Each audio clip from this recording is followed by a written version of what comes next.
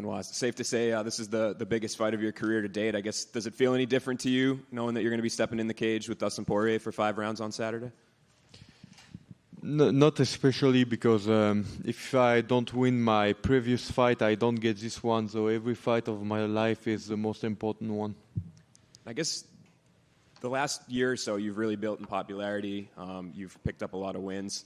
Do you feel like this is going to be really your breakthrough moment to really become a star and a household name?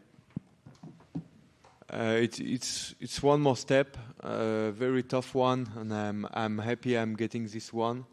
And I'm expecting a tough fight. I've been well prepared. I'm expecting to have a tough and enjoyable moments in the octagon. And after your last fight, you mentioned the potential of you fighting Dustin Poirier was a fight that you wanted. Were you surprised when it came around to you that the UFC was on board, he was on board, that it all came together? Yeah, negotiation in the top 15 is always difficult. It goes through a lot of process. I have a very good manager in the person of Guillaume Pelletier, who is doing a great job. He worked hard with the UFC. I got this fight. Now I can do my job. It's fighting. There was that day that Dustin tweeted kind of indicating that he wasn't going to fight. From your perspective, can you kind of take me through what was going on in your mind? Were you afraid that it was going to fall through? What was your day like that day? No, I just said at the beginning suspicions that he was injured, but it was not the case. So there were no doubt in my mind that except negotiation from his part with the UFC, there was nothing there to be afraid of. So I was an happy man that it solved itself very fast. And I guess, can you kind of just break down the matchup a little bit for me? I mean, we've seen Dustin fight so many times. It seems like every time somebody steps in there with him, it's a bit of a dogfight, and that's what you're known for as well. So do you see any possibility that this isn't going to be kind of an all-out war until somebody drops? No, I think if everybody here liked the Chandler-Poirier fight, I think you will like the Saint Denis-Poirier fight. Thanks. Over here.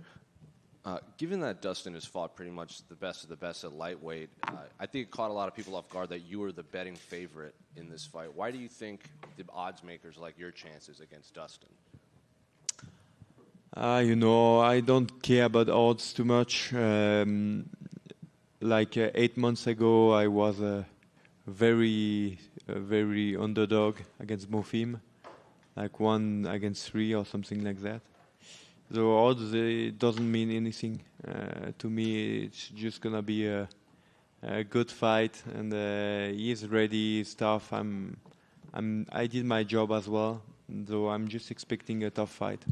And obviously, your last fight, you fought a guy from New York, in New York, and now you're fighting Dustin, who trains here in Florida. Are you expecting another hostile crowd when you make the walk on Saturday? Yeah, of course. And then, obviously, your countryman Cedric Doumbé fights tomorrow in France, and then you fight Saturday in your biggest fight. So I guess, do you kind of view this as a big moment in French MMA, considering you two seem to be 2 of the biggest stars from your country competing in MMA? Who are you talking about?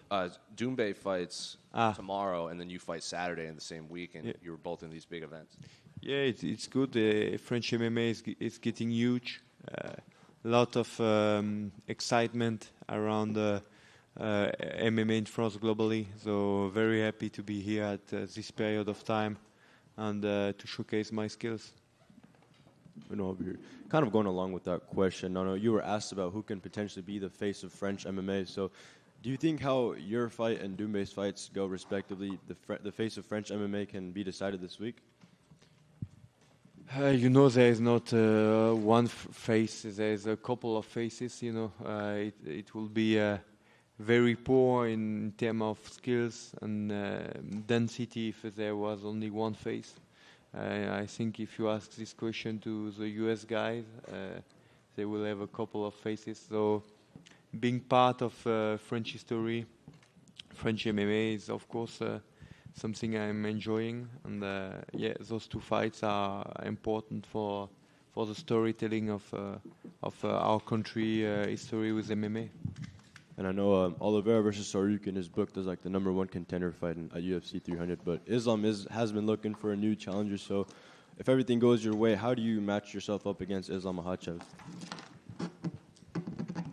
I never go through a fight when I haven't done my mission. But yeah, of course, it's all excitement. It's all excitement, and if I'm victorious, there will be things that are going to be done. Benoit right here. People are now talking about you in the same breath as Justin Gaethje and Dustin Poirier. Is this all-action kind of ultra-violent fighter? What does that kind of accolade mean to you? I mean, you are all here for that. So yeah, I'm enjoying it. It's mean efficiency inside the octagon. It means spectacles. It means a lot. So I'm happy about it. And when the Poirier fight kind of came into question with his tweet there, would any other matchup have satisfied you given where he's at in the sport right now? I'm focused on him right now because this is the fight, and yeah, I mean all the top 10, top 5 lightweight fights are exciting. Last one for me. Also, there is the BMF title fight next month. Holloway Gaethje. Who do you have winning that? I'm not sure, but I will go with Gaethje because of the weight. I lied when I said it was the last one. One quick one. Was that a title that you'd be interested in fighting for someday? Yeah, of course. I mean, this is the toughest division in the UFC for one reason. There's 2 belts in this division. So, yeah, of course. Best luck. Benoît, 2 petites questions. La première, tu disais que quand tu commençais le MMA, c'est Dustin qui combattait contre Khabib pour le titre. Tu t'étais fixé à l'époque 2 ans pour rejoindre l'UFC. Tu as mis juste 2 ans et demi. Mais est-ce qu'à l'époque, quand tu voyais Dustin contre Khabib, tu te disais déjà devant ton ordi, ce gars-là, je vais peut-être le rencontrer, lui ou Khabib? Non, parce que je pense qu'à cette époque, je n'avais pas encore toutes les connaissances que j'ai dans le MMA, que j'ai acquises au fur et à mesure du temps avec l'expérience. Je ne savais pas encore si j'allais combattre en 66, 70 ou 77 en fonction de mon corps. Donc ça s'est affiné avec le temps. Et aujourd'hui, je suis très content d'affronter un adversaire de ce calibre. Et dernière question, il y a la méthode un peu GSP, la méthode John Jones. Georges Saint-Pierre, qui était extrêmement complet, il voulait aller là où l'adversaire était le plus faible pour se donner toutes les chances de gagner le plus possible. Et John Jones, lui, au contraire, il était plus en mode « je veux battre les gens dans leur domaine de prédilection ». On t'a entendu dire que du coup, tu voulais striker avec les meilleurs strikers, aller au sol avec les meilleurs au sol. Mais du coup, l'un et l'autre, ça ne va pas forcément ensemble. Mais dans ta mentalité, qu'est-ce que tu préfères? Aller dans les points faibles de l'autre pour vraiment le dominer partout ou les battre dans leur domaine? En fait, c'est du mensonge de dire que tu vas pas là où c'est facile. La nature humaine, elle est paresseuse. Donc, tous les combattants vont là où ils trouvent l'ouverture. Mais des fois, il y a des surprises. C'est-à-dire qu'on s'attend à ce que ce soit facile en striking pour l'un, mais au final, c'est compliqué parce que le style et la distance et la compréhension du combat est meilleure chez l'autre. Mais moi, ce que je veux dire par là, c'est qu'il faut être capable d'être compétitif dans tous les domaines avec les meilleurs combattants de ta catégorie dans chaque domaine. C'est-à-dire qu'il faut être capable de faire 1 ou 2 rounds de striking full avec les meilleurs strikers de la division parce que tu n'es pas à l'abri de ne pas pouvoir les amener au sol, ou inversement, il faut être capable de lutter avec les meilleurs lutteurs. Peut-être pas les battre sur 5 rounds dans leur domaine de prédilection, même si c'est l'objectif ultime. On veut l'excellence, on veut aller chercher le meilleur du meilleur, être la meilleure version de soi-même et être le meilleur partout. Mais c'est rarement le cas, voire c'est jamais le cas. Donc on va toujours dans le domaine où l'autre est le plus faible, mais il faut être capable de rivaliser avec n'importe qui dans chaque domaine. Et pardon, toute dernière question. On a entendu des combattants qui ont travaillé avec Daniel Voirin dire que tu es obligé d'être un guerrier si tu veux travailler avec Daniel Voirin.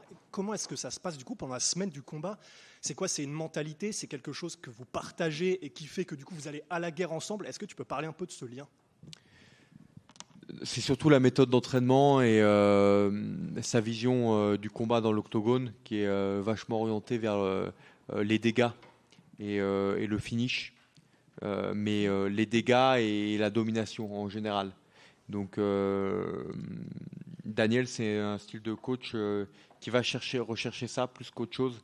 Donc forcément, ça donne du spectacle.